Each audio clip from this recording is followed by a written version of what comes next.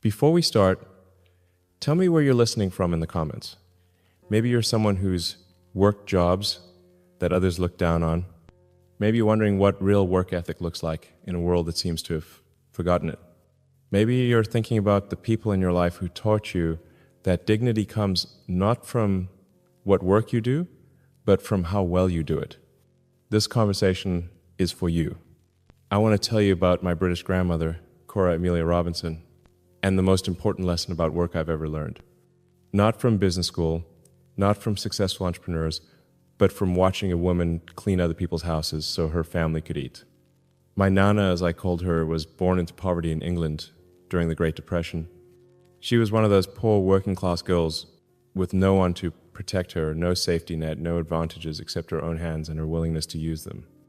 When times got desperate, when there was no money for food, she did what she had to do. She cleaned houses for wealthy families, scrubbing floors and washing dishes and polishing furniture to earn enough to survive. She never spoke about this work with shame. She never acted like it was beneath her or something she was doing temporarily until something better came along. To her, it was honest work that served a purpose, and that was enough to make it honorable. I was young when she told me these stories, maybe 7 or 8 years old, and I remember thinking that cleaning houses didn't sound very important. I was already fascinated by computers and rockets and grand ideas about changing the world. In my childish mind, I couldn't understand why anyone would choose to spend their time cleaning up after other people. But my Nana looked at me with those sharp eyes that had seen so much hardship and said something I'll never forget. Elon, there's no such thing as work that doesn't matter if it's done with dignity. I clean those houses better than anyone because that's what they paid me for, and when you take someone's money, you give them your best effort. That's what honor means. She wasn't giving me a lecture about the nobility of service or the importance of humble work. She was teaching me something more fundamental, that integrity isn't about what you do, it's about how you do it. At the time, I didn't fully understand what she meant. It took me decades of building companies, managing employees, and observing human nature to realize that my grandmother had taught me one of the most important principles of success. Excellence is a habit, not a destination. When I started my first company, Zip2, I found myself doing all kinds of work that felt beneath what I thought I was capable of. I was a programmer with big ideas about the future of the internet, but I spent countless hours doing data entry, cold calling potential customers, stuffing envelopes, cleaning the office, and handling tasks that any entry-level employee could have done. I remember feeling frustrated that I was wasting my time on mundane work when I could have been coding or developing strategy. But then I would think about my Nana down on her hands and knees scrubbing someone else's floors, treating that work with the same care and attention she would give to any task that mattered to her family's survival. If she could clean houses with dignity and excellence, I could stuff envelopes with dignity and excellence. If she could take pride in work that others might look down on, I could take pride in whatever work needed to be done to build something meaningful. This lesson became the foundation of how I approach every task, no matter how small or seemingly insignificant. When I'm reviewing a technical document, I read it as carefully as if lives depend on it, because sometimes they do. When I'm in a meeting about logistics or supply chain issues, I give it the same attention I would give to designing a rocket engine. When I'm responding to emails or making decisions about personnel, I treat those tasks with the same seriousness I bring to major strategic planning. Because here's what my grandmother understood, that many successful people never learn: how you do anything is how you do everything. You can't turn excellence on and off like a switch. You can't decide to care about quality only when the stakes feel high enough. Excellence is a practice that you develop through thousands of small acts of caring about your work, regardless of who's watching or what you're getting paid. My Nana didn't clean houses excellently because she loved cleaning houses. She cleaned houses excellently because she loved her family and understood that the money she earned through that work would feed them. The excellence wasn't about the task, it was about the purpose behind the task. This is why I have such deep respect for people who do what others consider simple work. The janitors in my factories, the housekeeping staff in my offices, The people who maintain our facilities and keep our workspaces clean, they're carrying on the same tradition my grandmother lived by. They're doing necessary work with care and attention, and that deserves the same respect we give to any other essential function.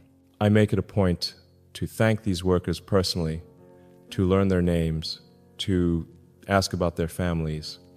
Not because I'm trying to be a good boss or create good publicity, but because I genuinely understand the value of what they do. They're maintaining the environment where innovation happens. They're creating the conditions where important work can be done well. My grandmother taught me that there's dignity in all honest work, but she also taught me something else. That some of the hardest working people in the world are invisible to those who think work is only valuable if it's complicated, high-paid, or prestigious. During the Great Depression, my Nana wasn't just cleaning houses. She was solving problems. She was figuring out how to stretch a small income to cover basic needs. She was managing logistics, getting from house to house efficiently, organizing her time, coordinating with other household staff. She was developing customer service skills, understanding what different employers valued, adapting her approach to different personalities, maintaining relationships that would lead to consistent work. She was running a small business, even though no one would have called it that. She was the CEO of her own survival, and she ran that operation with more strategic thinking and attention to detail than many people bring to much more complex enterprises. When I'm working on manufacturing processes at Tesla, trying to figure out how to build cars more efficiently, I often think about the systematic approach my grandmother brought to her cleaning work. She had routes planned out, supply chains organized, quality standards that she never compromised on, and customer relationships that she maintained over years.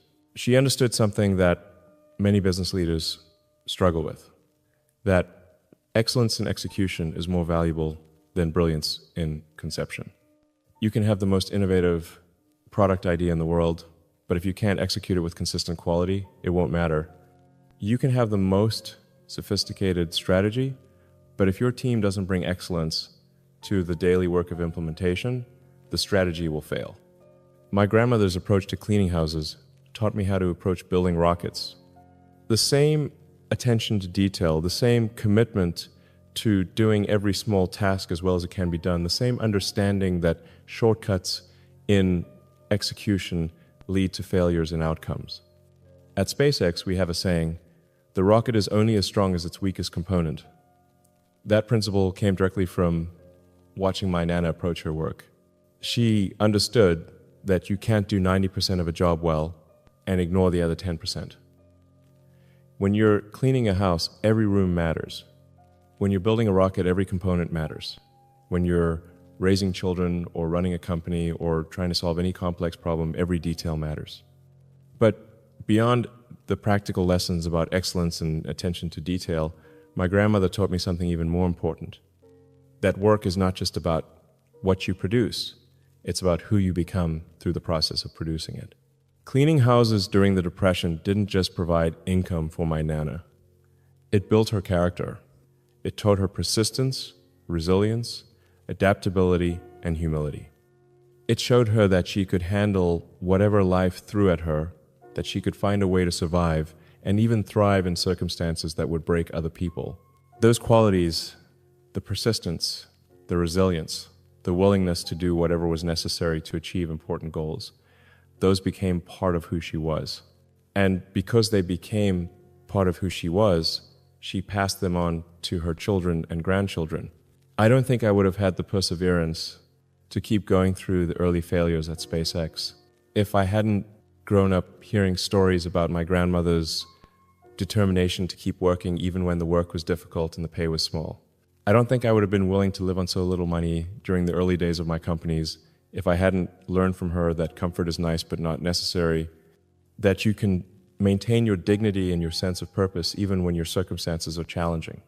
When Tesla was almost bankrupt and I was sleeping on the factory floor, I thought about my Nana working late into the evening to finish cleaning a house so she could earn enough to buy food for the next day.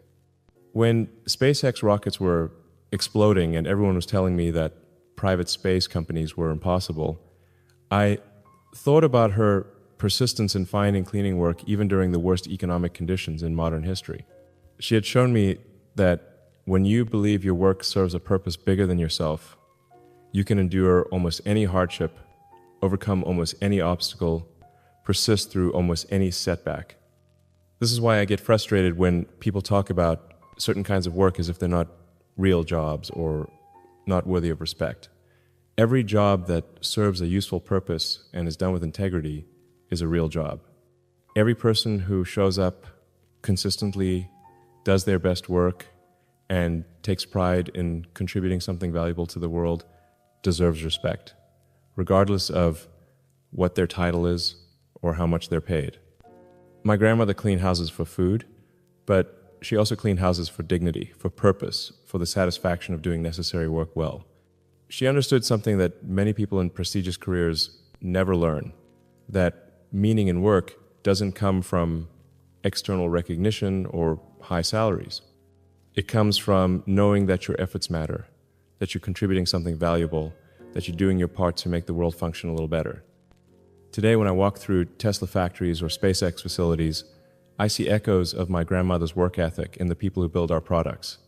The technicians who assemble battery packs with precision and care, the engineers who double-check calculations even when they're tired, the maintenance workers who keep our equipment running smoothly, they're all practicing the same principles my Nana lived by. They understand that excellence isn't about having the perfect job or the ideal circumstances. Excellence is about bringing your full attention and effort to whatever work is in front of you, because that work is connected to something larger than itself. My British grandmother never got to see me build rocket ships or electric cars. She died before I became successful in any conventional sense. But every rocket that reaches orbit, every car that rolls off our production line, every breakthrough we achieve, it all carries the influence of those lessons she taught me about work, dignity, and excellence. She taught me that there's no such thing as small work, only small approaches to work. She taught me that how you do anything reflects who you are as a person. She taught me that honest work done with pride and attention is always valuable, regardless of what other people think about it. Most importantly, she taught me that work isn't just about earning money or achieving goals. Work is about becoming the kind of person who can be counted on, who takes responsibility seriously, who brings their best effort to whatever they commit to doing. When people ask me what drives my work ethic, I don't usually talk about ambition or vision or wanting to change the world. I talk about my British grandmother down on her hands and knees, cleaning floors during the Great Depression, showing me what real strength looks like. She never built a company or launched a rocket or created a technology that changed industries, but she built something more important. She built character. Her own character, and through her example, the character of everyone who was lucky enough to learn from her. That's the most valuable thing anyone can build. And it's available to anyone who's willing to approach their work, whatever that work is, with the same dignity, excellence, and sense of purpose that Cora Amelia Robinson brought to cleaning houses so her family could eat. Share this with someone who needs to be reminded that all honest work has dignity when it's done with pride. Subscribe if these conversations help you think differently about success and what really matters. And remember, how you do